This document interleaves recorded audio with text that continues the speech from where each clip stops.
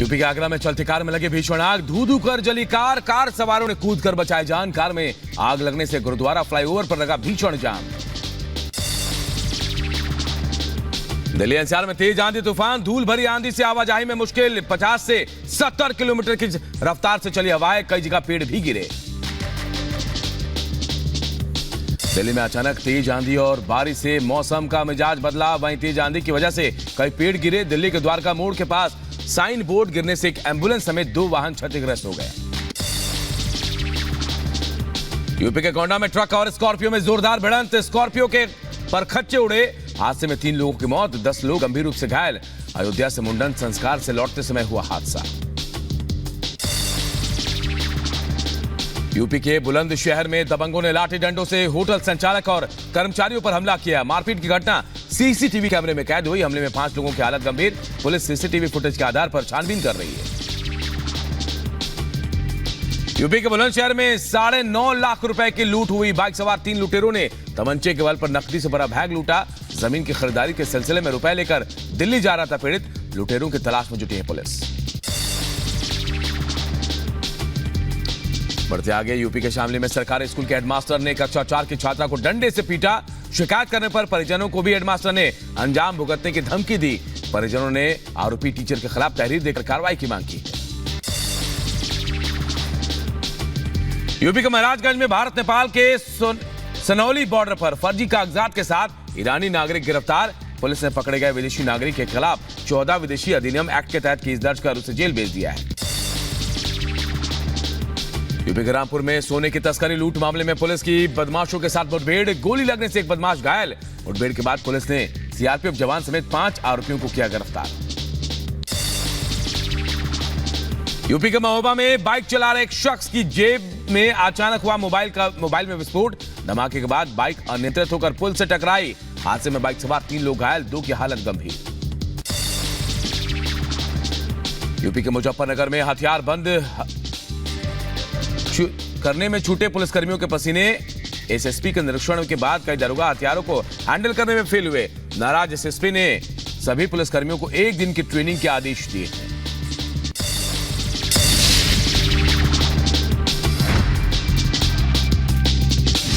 गृह मंत्री जो हैं आज तेलंगाना वाराणसी का दौरा करेंगे।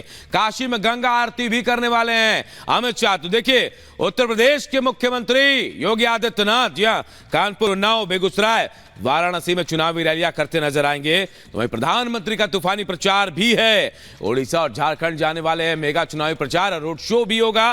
तो राजनाथ सिंह, देश के रक्षा मंत्री राजनाथ सिंह फर्रुखाबाद में प्रचार करेंगे। तो देखिए, सपा के अध्यक्ष अखिलेश यादव आज कन्नौज में होंगे और कन्नौज में ही चुनावी जनसभा को संबोधित करेंगे।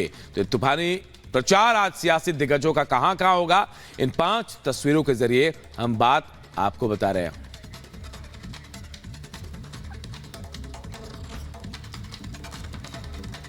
तो चौथे चरण के सियासी प्रचार का आज आखिरी दिन है। पीएम मोदी आज ओडिशा और झारखंड में चुनावी प्रचार करेंगे।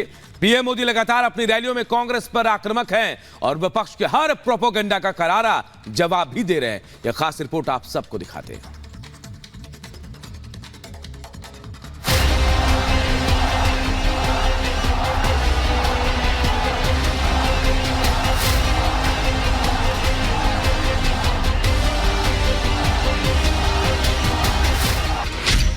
अब चौथा चरण, रण भीषण।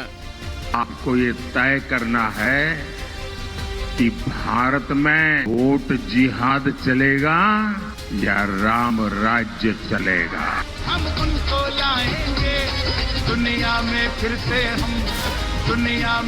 से हम भगवा लहराएंगे। तूफानी प्रचार, कांग्रेस पर वार।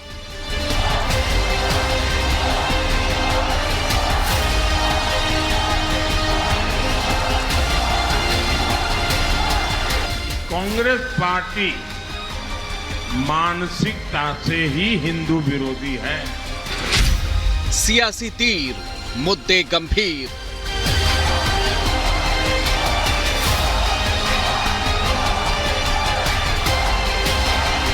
कांग्रेस वालों की बुद्धि पर वोट बैंक का ताला पड़ गया है, वोट बैंक का ताला पड़ गया है। जीत की ललकार, मिशन 400 पार।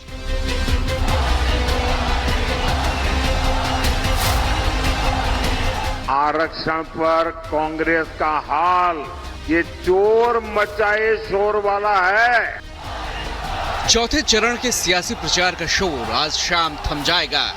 उत्तर से दक्षिण, पूरब से पश्चिम बीजेपी के लिए तूफानी प्रचार में जुटे पीएम मोदी आज एक बार फिर ओडिशा और झारखंड में प्रचार करेंगे। पीएम मोदी ओडिशा और झारखंड में आज प्रचार करेंगे। ओडिशा के कंधमाल, बलांगीर और बड़गढ़ में पीएम की रैली होगी, तो वहीं झारखंड के चतरा में भी पीएम आज रैली को संबोधित करेंगे। पीएम मोदी लगातार कांग्रेस पर तीखा प्रहार करते आ रहे हैं। कल तेलंगाना में कांग्रेस की मोहब्बत की दुकान को लेकर भी पीएम ने करारा प्रहार किया था। कांग्रेस के शहजादे चुनाव से पहले मोहब्बत की दुकान लेकर निकले थे, लेकिन चुनाव आते ही मोहब्बत की दुकान का बोर्ड उतर गया। शहजादे अब समाज में जहर घोलने में जुट गए हैं। पीएम कांग्रेस के मुस्लिम तुष्टीकरण और धर्म आधारित आरक्षण देने के मंसूबों पर लगातार सवाल उठाते रहे हैं। कल भी पीएम मोदी ने जनता के सामने कांग्रेस की नीति और नीयत को लेकर आगाह किया था। कांग्रेस पार्टी मानसिकता से ही हिंदू विरोधी है।